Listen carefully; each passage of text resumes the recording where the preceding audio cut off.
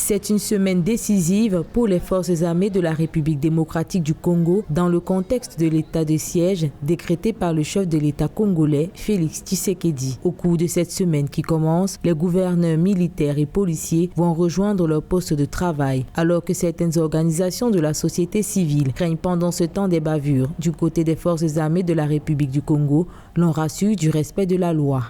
Au niveau de la cour militaire opérationnelle, celle-là, au jour les jours, elle est collée, elle colle au dos les militaires, à la peau, partout où ils passent, pour s'assurer qu'il n'y a pas d'infraction. Donc, comme on dit, elle cherche les infractions dans l'exécution des tâches.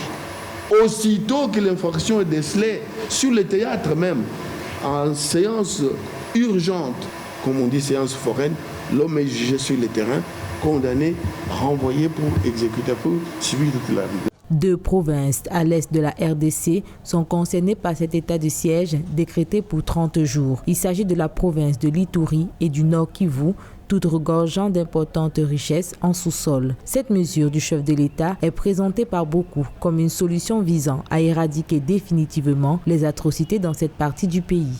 Il est donc important qu'une paix durable soit établie dans la partie orientale de notre pays. Cette paix nous permettra à coup sûr de jouir de nos richesses, aujourd'hui cause de notre malédiction. Comptés parmi les 10 meilleures armées du continent, les FARD sont donc déterminés à en découdre avec les forces négatives qui opèrent dans cette zone. Un pari pas facile quand on considère le nombre de ces groupes avec des ramifications difficiles à cerner. Ce n'est donc pas une mission impossible pour les FARD. La neutralisation du M23 est une illustration de la capacité des militaires congolais, disent certains analystes.